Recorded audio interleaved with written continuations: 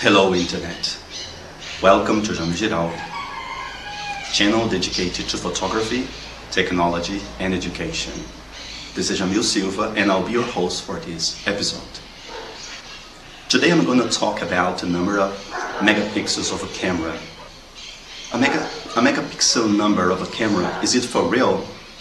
In other words, does a certain number advertising a camera, a number of megapixels, is what it really happens? A 20 megapixels camera, for example, can take a 20 megapixel picture.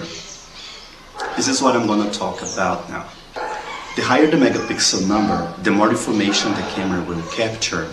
So a 10 megapixel camera will capture less information than a 15 megapixel camera, which will capture even less than a 20 megapixel camera.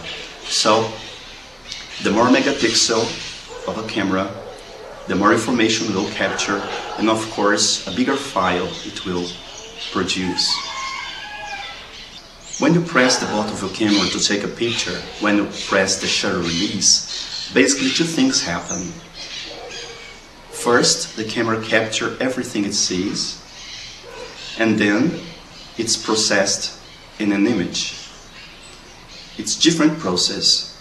The capture what it sees and the deliverance of a picture.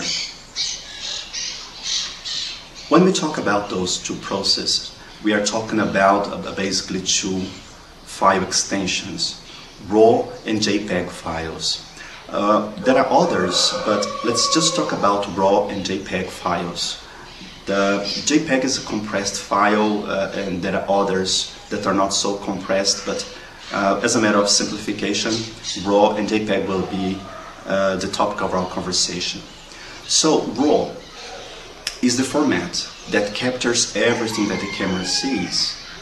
So everything that the camera sees is stored in a file format called RAW. RAW can be compared to the old negative film. So you use the negative only to develop a picture. It's just a negative. So this is for the RAW file. When the camera captures the image, it will produce a RAW file. And this RAW file must be processed. It must be developed. It can either be developed manually or automatically. The JPEG is the final product of the camera, so it is the compressed file. Just to give you an example, here I took some tests. I used a D610 from Nikon, and I took a picture in a RAW format, and then I took another picture in a JPEG format, straight from the camera. So the RAW format is over 31 megabytes, and the JPEG format from the camera is over 16 megabytes. As you can see, 16 to 31 is a huge difference. It's almost half when you compare 31 to 16. I also developed the RAW file using Lightroom into a JPEG high, and it gave me a 17 megabyte file. 17 to 16 is almost the same. It's a problem of compression, this difference. So when you compare a RAW file to a JPEG file, you can see there is really a big difference between the both of them. So there is really a difference in what the camera captures and what the camera develops. So a RAW file has much more information than a JPEG file. So the RAW file is the maximum capability of a camera for this megapixel question. So if you were taking a picture and the camera has 20 megapixels, the RAW file will have those 20 megapixels. But not so for the JPEG file, because it will lose so much information. So of course this is not a problem with the camera per se, but it's not a problem at all. However, this is what happens. The RAW file is bigger than the JPEG. So this makes me think about if a JPEG file has all the the megapixels advertised in the camera. I took another test using a cell phone, 5 megapixel cell phone, and it doesn't have the capability of taking raw files. It just gives you the JPEG file.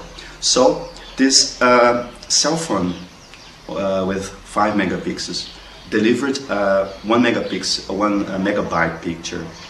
And the funny thing about cell phones is that when you transfer this file via Bluetooth, the file simply shrinked to 300 kbytes, maybe to make the transfer easier. So here we have another problem, because a 5 megapixel cell phone delivered or developed a 1 megapixel file, and when it was transferred using Bluetooth, it shrank it even more. So maybe the final product is not 5 megapixel after all. There are cameras that can take pictures in RAW file, and other cameras just take the pictures in JPEG files. If it doesn't have the RAW file capability, and it has, for example, 20 megapixels, when it first captures the image, this camera will develop the RAW file internally. It will have a temporary file in the camera, and it will develop in a JPEG file. But when you have a camera that takes a RAW file, you can do this. You can take the RAW file and develop the file yourself into a JPEG file. So, some people argue that JPEG is better than RAW file is better than JPEG. Well, when we have the numbers here, a RAW format it contains much more information. So, of course, it should be better than a JPEG format. The problem with the RAW format is that you cannot use the RAW format as JPEG. If you want to print your picture, you're gonna need the JPEG format. If you want to share the picture over the internet, you're gonna need the JPEG format. So there are some labs that accept the JPEG, the RAW format, and with that they develop the pictures themselves, and from that file they will print the pictures for you. So, just to sum it up, is a 20 megapixel camera will actually deliver a 20 megapixel picture? Well, of course not. It will actually use the 20 megapixels to capture all the images you see, but it will deliver a smaller file. But of course, it's not a problem from the camera. It's just it's a process occurring during the transfer, the conversion. So this is for now. I hope you have enjoyed this information. See you next time.